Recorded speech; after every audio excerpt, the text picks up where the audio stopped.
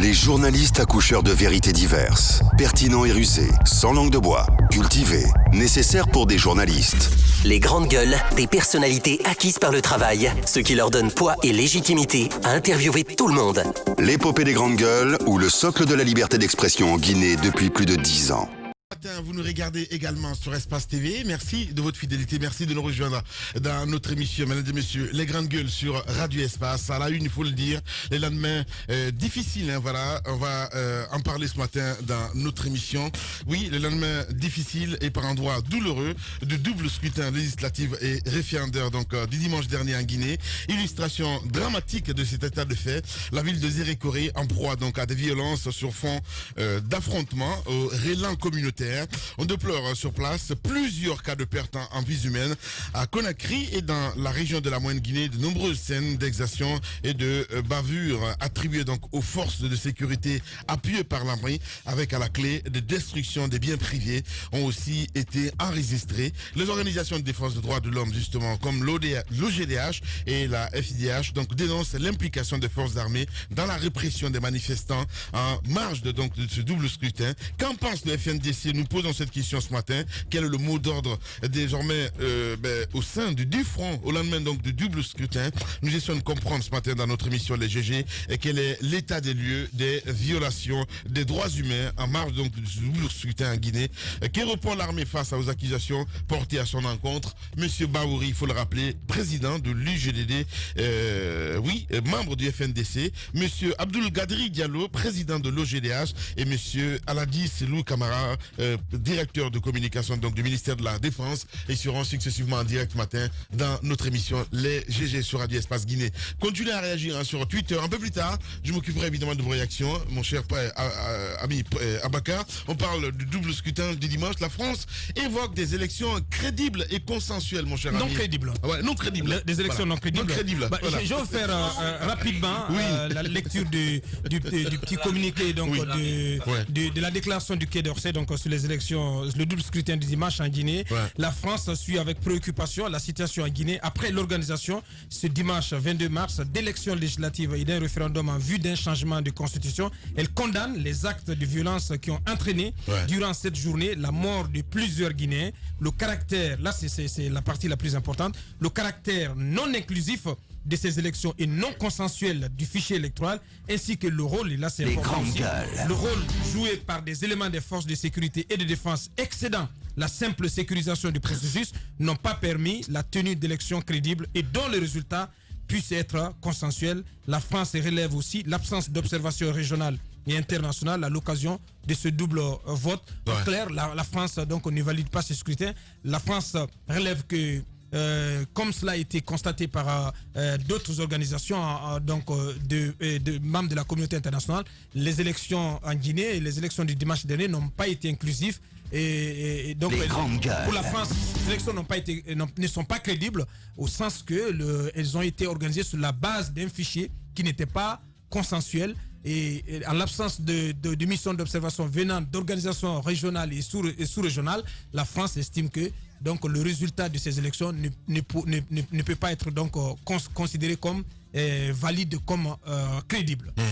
Voilà, on essaie de joindre monsieur Kiridi Bangoura ce matin qui va intervenir chez nous dans les GG. Allez-y, mon cher Tamba. Et ce que la France rajoute, il faut aussi le dire, c'est qu'elle soutiendra toutes les actions de la CEDEAO, de l'Union africaine et de l'OIF dans le cadre, et ils le disent très très bien, dans le cadre d'un retour à l'ordre souhaité bien sûr. Voilà, on revient, nous avons donc le ministre Kiridi Bangoura en direct. Les grandes gueules. Allez, qui est parti, hein? On va essayer de le rappeler, mon cher prince, allez-y. La France met aussi l'accent, si tu permets, sur le rôle des forces de sécurité et de défense. La France dit que ces unités, les unités des forces de sécurité et de défense qui ont été déployées dans le cadre de la sécurisation de ces élections, que ces unités sont allées au-delà de ce rôle de sécurisation. Donc, en clair, la France donc leur impute des implications dans des situations d'exaction, de répression de manifestants. Donc, ce qui n'est pas du tout un son de cloche isolé, parce que avant la France, beaucoup d'autres organisations, comme des organisations de défense des droits humains, le GDH et la FDH, donc, sont allés dans le même sens. Bien. Le ministre Kiridi Bangoura en direct ce matin chez les GG. Les grandes gueules. Bonjour, monsieur le ministre. Bonjour. Bienvenue dans les grandes gueules. Alors, le communiqué du département français, du ministère des Affaires étrangères françaises est clair. Les élections, le double scrutin du dimanche dernier ne sont pas crédibles et n'ont pas pris en compte tous les partis politiques. Que dites-vous de cette déclaration? Je crois qu'il faut lire dans le texte et se prémunir pour le moment de toute interprétation comme vous êtes en train de le faire. Ce qui est clair, c'est que les relations internationales sont fondées sur deux principes. Le principe de la souveraineté des États et aussi les relations que ces États établissent librement les uns avec les autres. Et dans ce cadre-là, le gouvernement guinéen prendra toutes ses responsabilités. Et en termes de souveraineté, et en termes de relations que nous entretenons, et avec la France, et avec la Chine, et avec n'importe quelle autre organisation internationale à laquelle nous sommes partie prenante. Donc nous sommes sereins parce que nous estimons que dans ce genre de processus et dans ce genre de contexte, il est tout à fait normal que nos partenaires donnent leur point de vue. Leur point de vue est pris en compte, mais n'est pas la règle qui régit le fonctionnement des institutions dans notre pays. Mais nous sommes attentifs et nous sommes en relation avec eux pour discuter de tout cela.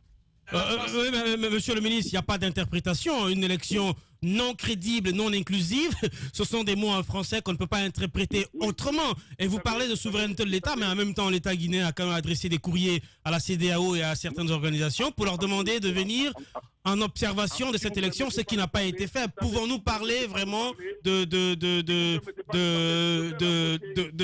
ce cas d'espèce? Vous m'avez appelé, vous êtes un médium. Vous m'avez appelé pour transmettre, pour être questionné. Mais si vous posez les questions, vous les répondez à ma place, je n'ai pas d'utilité d'être avec vous. Quand même. Encore une fois, je n'ai pas dit, et les mots qui ont été choisis sont des mots. Ces mots recouvrent quelle réalité? Une élection inclusive n'a pas été inclusive. Qui a rendu l'élection non inclusive? Est-ce que c'est le gouvernement guinéen qui a interdit à des partis politiques de participer aux élections, ou est-ce que ce sont des partis politiques qui ont librement décidé de ne pas participer au scrutin? C'est ça, c'est à la lumière de cela que les mots... Mais quand la France, monsieur le ministre d'État, quand la France dit, parce qu'il y a quand même ce qualificatif, il y a ce jugement, la France dit que ce sont des élections non crédibles. Comment vous jugez ce jugement venant quand même de la France, l'ancienne puissance colonisatrice, des élections non crédibles? Comment vous jugez ce regard de la France? Encore une fois, la France a son jugement sur la Chine, sur les États-Unis, sur la Belgique voisine, sur la Suisse voisine. Elle a son jugement, elle a ses positions de principe et son ressenti avec les uns et les autres. Nous tenons compte de son point de vue parce que c'est notre partenaire. Pas parce que c'est l'ancienne puissance colonisatrice, c'est parce que c'est notre partenaire d'abord. Donc nous tenons compte de son point de vue et nous aurons à nous expliquer avec les autorités françaises sur cela. Tranquillement, amicalement, et les yeux dans les yeux, avec toute la franchise requise. Oui, mais monsieur le ministre, avant même la tenue quand même de ce scrutin, en dehors de la France, c'est quand même l'ensemble de ces grandes organisations internationales qui interviennent dans notre pays et des ensembles même auxquels nous appartenons qui déjà attirent votre attention sur le caractère à la fois non inclusif de ce scrutin, mais aussi, si vous voulez, non crédible même du fichier électoral. Donc c'est facile quand même de tirer aujourd'hui à boulet rouge sur la France, mais la CEDEAO ne semble pas d'accord, l'Union africaine ne semble pas d'accord, l'OIF encore moins. Encore une fois, si l'exercice consiste à ce que vous affirmez, vous posez des questions, vous les répondez, je ne suis pas utile. C'est une question de pédagogie de base. Je ne suis pas utile à vous. Si vous savez tout déjà, je ne suis pas utile. Si votre version... Non, monsieur le ministre, on se calme, monsieur le ministre. Non, on pose des questions, s'il vous plaît, voilà, on se calme. C'est pas moi que tu vas dire calme parce que j'ai toujours été... Mais non. Ça, vous le reconnaissez. Bien. Vous me le reconnaissez, ça. Moi, je vous le reconnais pas ce matin. Bien. Quand on se parle, nos usages veulent qu'on se respecte. Ouais. C'est pour ça que je dis, laissez-moi répondre chaque fois que vous posez une question, mais ne posez pas la question et la commencez pour la répondre avant que je réponde. Bien. Allez. Personne n'est dupe de cet exercice-là. Monsieur le ministre. Encore une fois, la CEDEAO a demandé au gouvernement guinéen de supprimer un certain nombre d'électeurs dans le fichier. Le gouvernement guinéen s'est adressé à la CENI la CENI et la CEDEAO ont travaillé ensemble et les 2 400 et quelques mille électeurs ont été supprimés. Moi, je fais partie des électeurs qui ont été cancellés. Je suis allé à mon bureau de vote habituel. Mon nom était sur la fameuse rose. Je n'ai pas pu voter.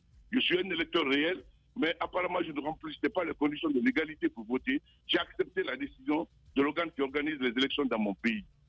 Et si, donc, tout ce que la CEDEAO a demandé sur le plan du fichier a été mis en œuvre par la CENI de façon légale et de façon transparente. Et les experts de la CEDEAO sont restés ici pour attester de tout cela. Donc, comment comprendre alors l'attitude de la CEDEAO qui, en dépit de toutes ces recommandations qui ont été mises en œuvre, la CEDEAO s'est refusée d'envoyer une mission d'observation électorale en Guinée suite à une sollicitation du ministère guinéen des Affaires étrangères. Il est totalement d'usage que le ministère des Affaires étrangères demande à la CEDEAO une observation. La CEDEAO n'avait ni les délais, ni l'harmonie politique intérieure guinéenne pour prendre le risque d'une observation. Ils ont pris la décision que la CEDEAO estime qu'elle pouvait assumer, ne pas envoyer d'observateurs dans un délai aussi court qui était devenu le délai entre la mise en œuvre des recommandations de la CEDEAO et l'organisation du scrutin du 22. Je crois que ce délai n'était pas suffisant pour déployer des observateurs.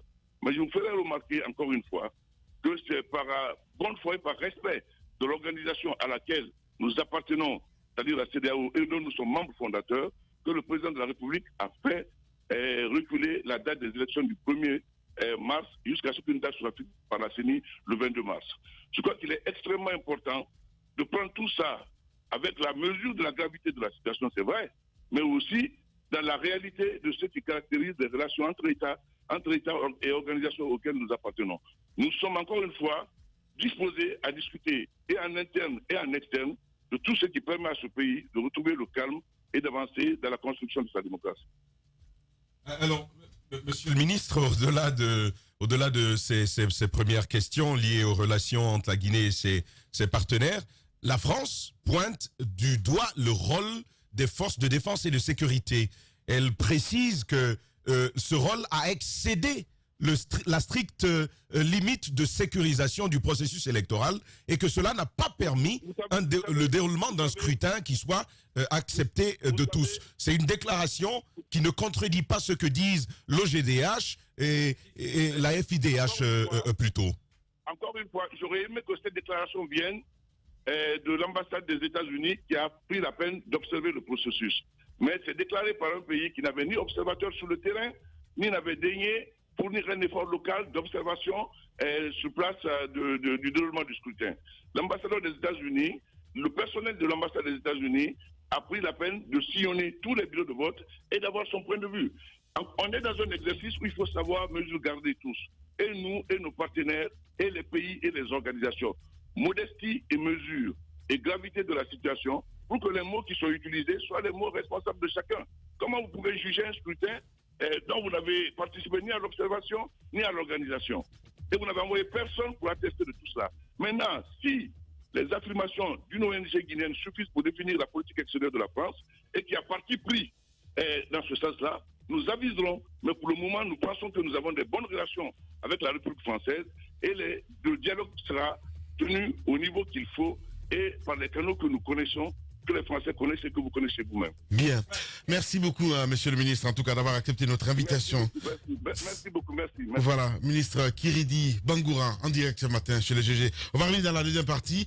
Baouri sera avec nous. Nous allons joindre également Abdoul Gadiri Diallo, il faut le rappeler, président de l'OGDH. Et là, Aladi Selou Kamara, directeur de communication du ministère de la Défense nationale. Il sera en direct ce matin chez les GG. On revient à 10h. Longtemps, j'ai cherché d'où provenait cette force. Cette force qui nous pousse à rentrer dans l'arène. À balayer d'un revers la pression qui nous submerge. Une détermination de fer dans un gant de velours. Écouter, motiver, recadrer, ajuster sans cesse les moindres détails, les petits riens qui transforment les rêves en exploits. Pour certains, cette force vient d'en haut. Pour d'autres, elle vient de l'intérieur. C'est ce qui nous rassemble. Ce langage qui nous unit, ce qui nous permet d'amener une équipe vers le succès, sous les applaudissements de nos fans. J'ai longtemps cherché d'où provenait cette force, et la réponse est une évidence.